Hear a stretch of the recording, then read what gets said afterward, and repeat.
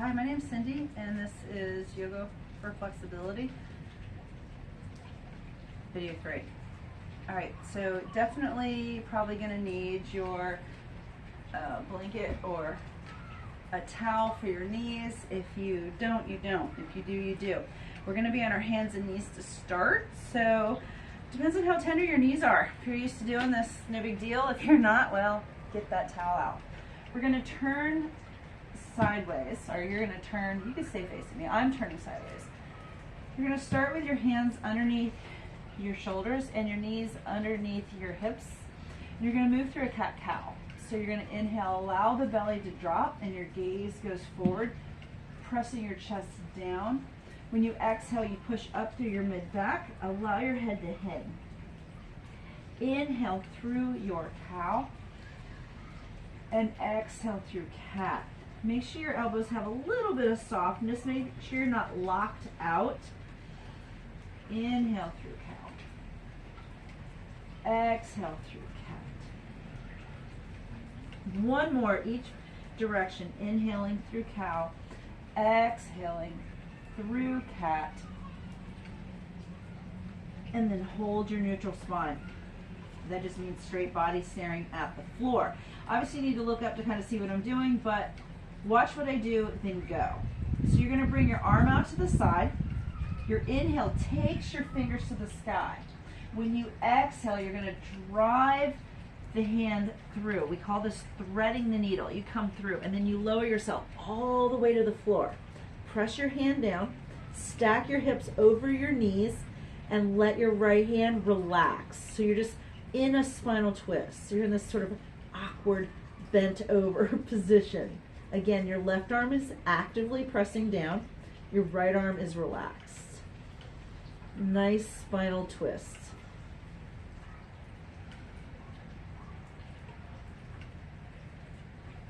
Then you're going to press your hand down, lift yourself up, rotate your fingers back up to the sky, and find your table. With your table reestablished, bring your left arm out to the side. Inhale your fingers to the sky, and then exhale, thread your needle all the way through. Lower to the left side, press your right hand down, stack your hips over your knees, and hold your stretch.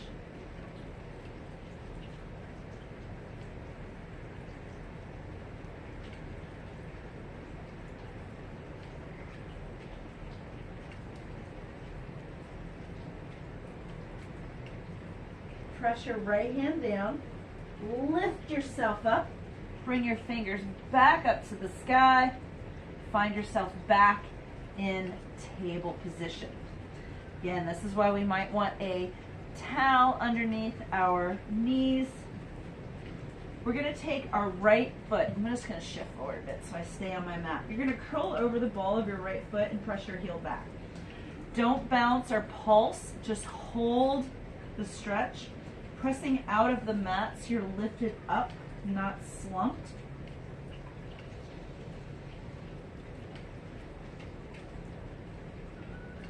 Holding this position and release.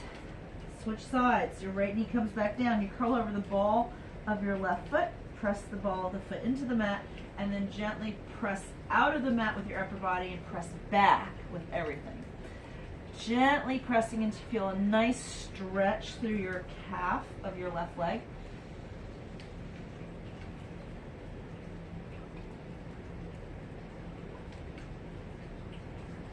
We want to watch out that we're not getting slumped in our shoulders, so press away from the mat. And then release your left leg down. We're going to go into a wide-knee child's pose. Bring the knees as wide as the mat, bring the toes together. You're going to sit your hips back on your heels, and you're going to extend your arms out and allow your forehead to come to the floor. Now, this is tough on your knees. So if this is something that makes your knees ache or hurt, you're going to keep the knees from going quite so wide. You're just going to bring your forearms to the floor. This is going to be a puppy pose. And then with your forearms on the floor, you're just going to sit back, dropping your chest towards the floor. Allow your head to rest. Don't rest on your head. So this is a modified puppy pose. or a wide knee child's pose.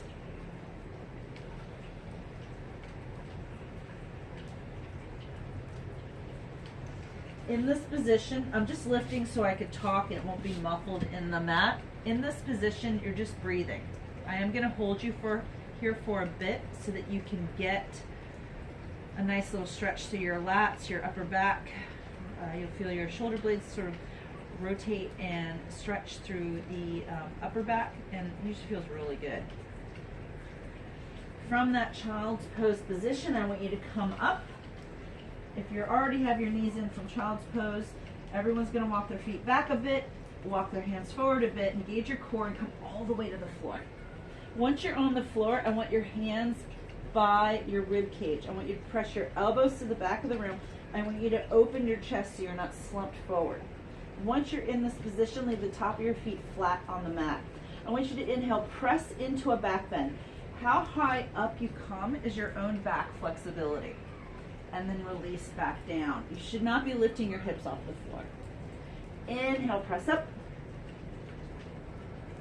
And exhale, lower. Your elbows are not flailing out to the side. They're staying pointing to the back. Your chest stays open. We inhale, press ourselves up.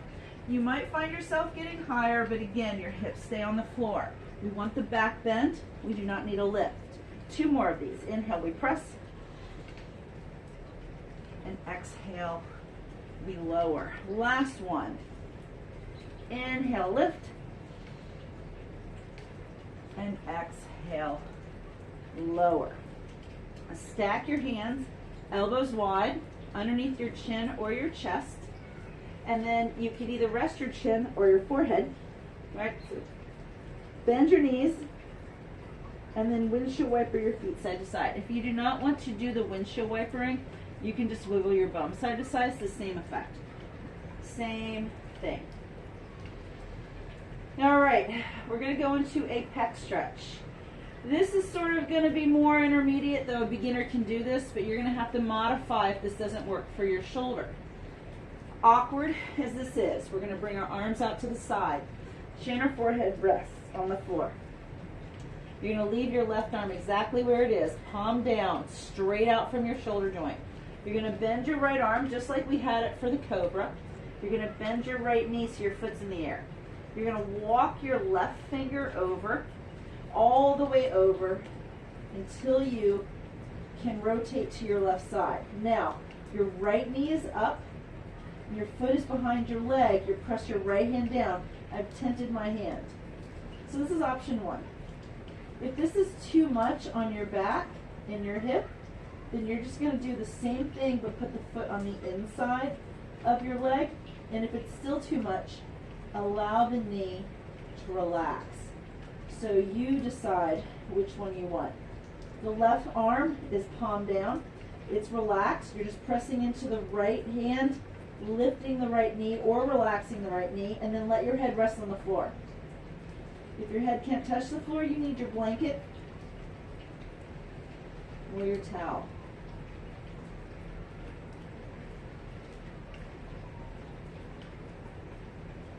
We're going to gently release to our belly. Extend your right arm. Bend your left arm. Bend your left leg. And now walk your right fingers out, finding your rotation on the other side. Remember, your head's resting on the floor. You're deciding where your knee can go comfortably. If this is a lot for your back and your hip, don't do it. You should only feel this in your chest. It's an awkward pose, but oh man, it feels so good. Remember, you're using your hand and your knee and foot, depending where it is, to help keep that rotation along the line of the body. How far you can come back is the own rotation in your spine. Enjoy that stretch on your right pec.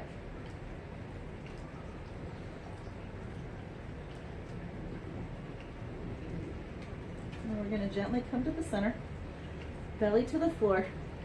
Stack your hands, chin or forehead, wiggle your bum, or windshield wiper your feet side to side.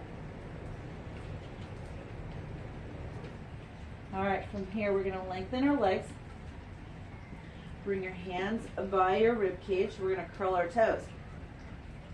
You're gonna inhale through your cobra. So you're gonna press yourself up, press your knees down, find your way into your wide knee child's pose or to your puppy.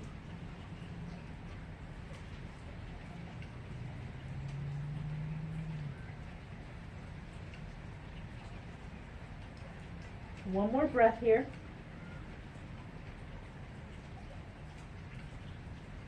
And then gently press yourself up and find your way to a seated position. Now we're going to start with Baddha Konasana. We did this earlier. We're just going to start here so that we have the basis for this next position, 90-90. So you're going to leave your right leg in front and you're going to rotate your left leg. So we're looking for a 90-90, roughly, right? So the back leg is internally sort of rotated and the inside big toe side of the foot is down and you roughly have 90-degree angles. So it doesn't have to be perfect. What I want to avoid is really tucking it in and kind of sitting cute. We're not trying to be cute here. We want this sort of open 99. Your back hip might be up. You might want to sit on a blanket. That's fine. We're going to do a twist. It's going to become a little awkward. Watch first. Join me when you're ready. Put your hands on the floor in front of your right knee. You're going to walk around your body. You're not going to be able to see me if you're not watching this. Walk around until you're sort of at the end of your twist ability.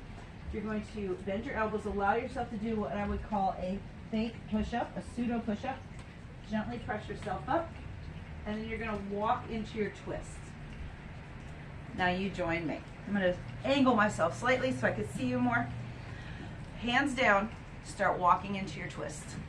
When you're as far over as your twist allows, nice and gentle, we're not forcing, and then you're going to lower yourself like you're doing a push-up. You're going to come right back up and you're going to do the same twist again. Probably only taking one little step. Lower through that push-up. Come back up. See if there's any more room to twist. And then hold. Walk yourself through the center. Now, here, I'm going to turn sideways again. Here's the challenge. You do not have to do this. You're going to keep your feet where they are. If you want to use your hands on the ground, or the challenge is to put your hands up, can you switch the direction that your legs are going together, not one and then the other? You would lift up and then find your way to 90-90 on the other side. I'm adjusting. Now, if you could do that, the challenge was, can you do it? If you can't do it, that's just a test to your hip mobility, and you want hip mobility. Ideally, you want to do that without using your hands, but you don't fail yoga if you can't. But you do want to work on getting that in your repertoire of mobility moves. So, all right, now we have our left leg forward. Bring your hands down, squaring your knee. You're going to take your turn. Walk yourself around, just like we did on the other side. You might be able to take a couple little steps before you go into your push-up. You're going to gently come up. Again, we take our little twists.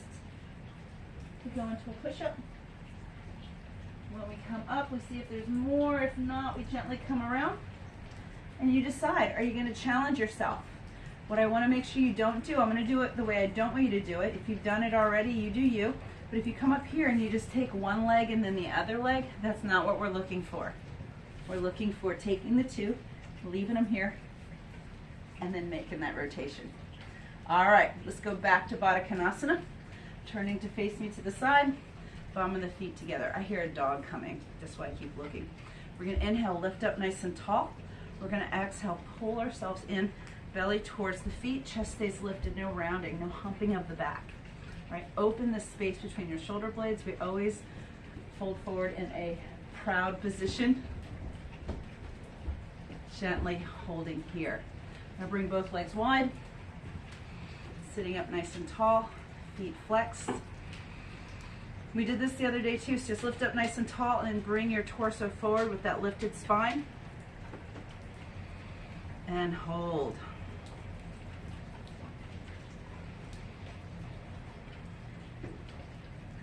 As you feel the stretch going, here comes dog one. That would be Otis. And then come back up. We're going to cross the legs, hands on the knees, and start to make a little rotation in the body. We did this in the beginning of video 1 and 2, and now we're going to do this pretty much all the time because we can create tension in our spine, especially if you're not used to doing this. This is a good way to get rid of it. This will be our last circle and then come to a close. All right, this was video number 3. I'm Cindy, Fit and